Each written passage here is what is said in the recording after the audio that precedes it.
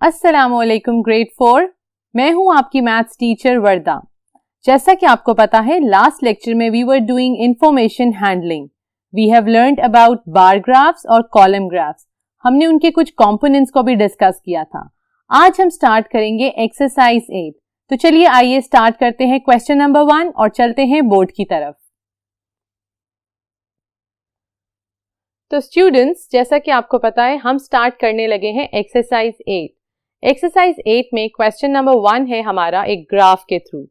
First of all हमें उस graph के अंदर देखना है क्या उसके कंपोनेंट्स कंप्लीट हैं जो हमने लास्ट लेक्चर में स्टडी किए थे। Let's see that. क्वेश्चन है answer the following based on the given bar graph.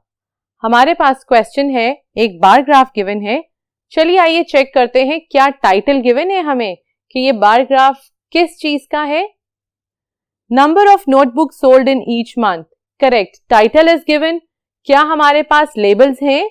जी, हमारे पास एक्स एक्सिस और वाई एक्सिस पे गिवन लेबल्स हैं और हमें पता करना है कि एवरी मंथ कितनी बुक्स सोल्ड आउट हुई थी। चलिए आइए ग्राफ के ऊपर उन नंबर्स, जितनी बुक्स सोल्ड हुई थी उनके नंबर्स को हम काउंट कर लेते हैं। लेट्स सी इन जनवरी कितनी बुक्स सोल्ड हुई थी। ये जो बाक है आपके लिए, ये है बुक्स का। दैट विल टेल यू के this is months. So actually they have given you a bar graph जिसमें शो किया गया है कि every month how many books are being sold. जनवरी में कितनी बुक्स सोल्ड हुई थी? 30 बुक्स। फेब्रुअरी में 10 बुक्स। मार्च में it's in between 30 and 40 so that means 35 books. अप्रैल में it's between 0 and 10 so that means 5 books. मई में almost 10। जून में आपकी बुक सोल्ड हुई थी 30 और जुलाई में इट्स 40। तो बच्चों, ग्राफ करने से पहले जब भी आप कोई बार ग्राफ या कॉलम ग्राफ आप करते हैं तो इट्स बेटर कि जो नंबर ऑफ बुक्स हैं सोल्ड हुई हैं या कोई भी आपके पास आइटम गिवन है उनको आप काउंट करके लिख लें सो दैट आपके लिए इजी होगा आंसर्स को, जो क्वेश्चंस है उनको आंसर करने के लिए। So let's read question part A. How many notebooks were sold in February.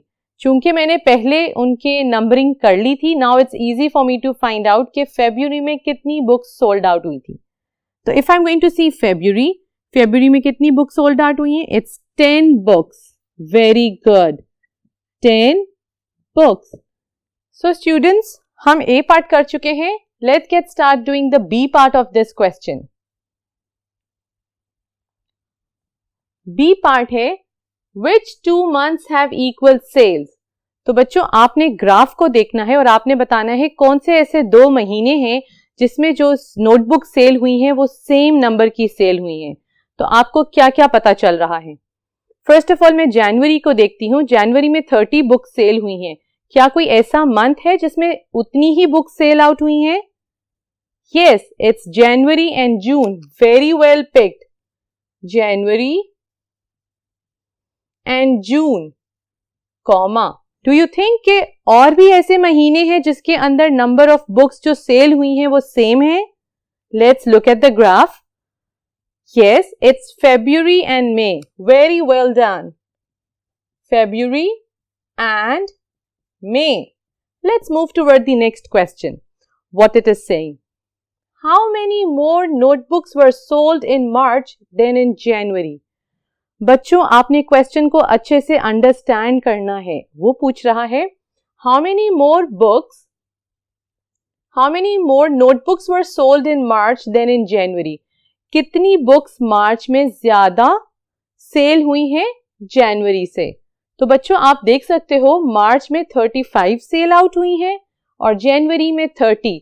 तो फेब्रुअरी में कितनी ज्यादा हुई है जनवरी से? तो हम क्या करेंगे, 35 माइनस 30, क्योंकि मार्च में हमारे पास जो सेल हुई थी 35, जनवरी में 30, माइनस करेंगे, we are going to get 5 notebooks. तो दैट मीन्स मार्च में 5 बुक्स ज्यादा सेल हुई हैं।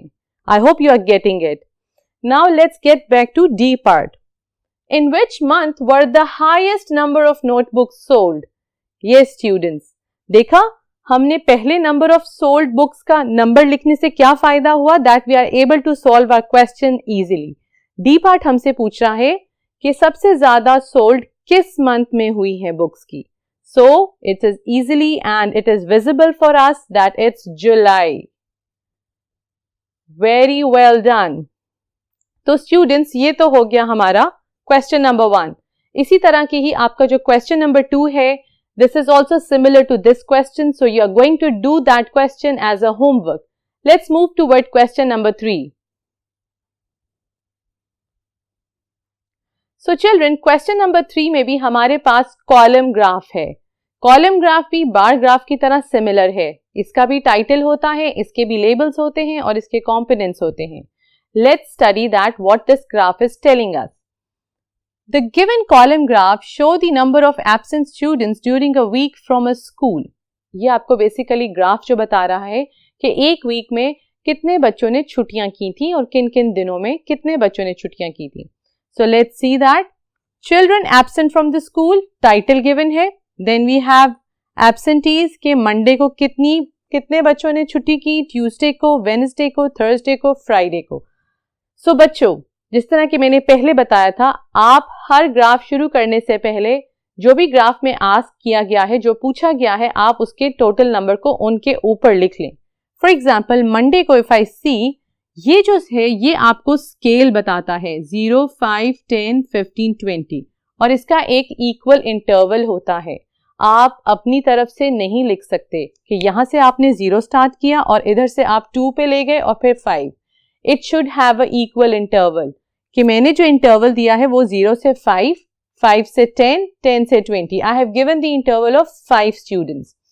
सो मंडे को कितने बच्चे ने छुट्टी की थी? It's 20.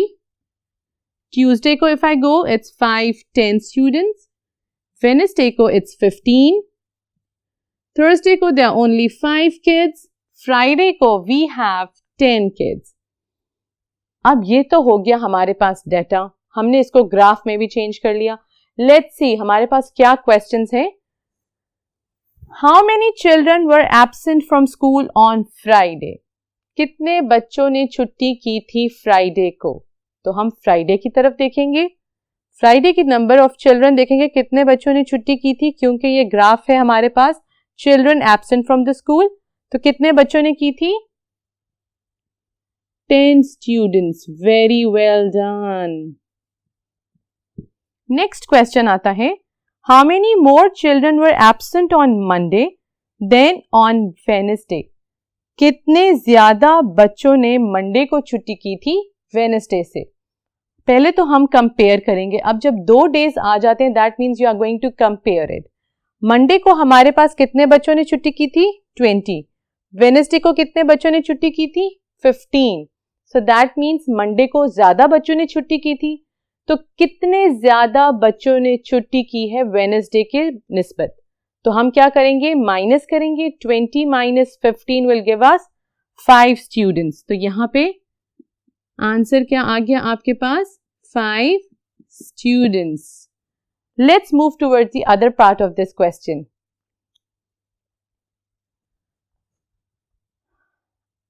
So students, next part है, how many children were not in school on Tuesday and Wednesday? इस क्वेश्चन के अंदर एक वर्ड की बजाय उन्होंने दूसरा वर्ड को यूज कर लिया है. क्या आप पिकअप कर सकते हैं कि वो कौन सा वर्ड है? How many children were not in school? Not in school का मतलब भी वही है जो absentees का मतलब होता है. Very well picked. अब वो कह रहे हैं how many children were not in school on Tuesday and Wednesday? कितने बच्चे ट्यूसडे को भी नहीं थे और वेडनेसडे को भी नहीं थे? इसका मतलब आपने ट्यूसडे की एब्सेंटीज और वेडनेसडे की एब्सेंटीज को ऐड करना है और यहाँ पे टोटल लिख देना है. तो ट्यूसडे को कितने बच्चे एब्सेंट थे? 10 और वेडनेसडे को 15. हम इन्हें ऐड कर देंगे तो हमारे पास कितने आ जाएगा? 25 students were absent on Tuesday and on Wednesday. So students, हमारे पास आंसर आ गया है 25 स्टूडेंट्स. आई होप आपको ये क्वेश्चन समझ आ गए होंगे.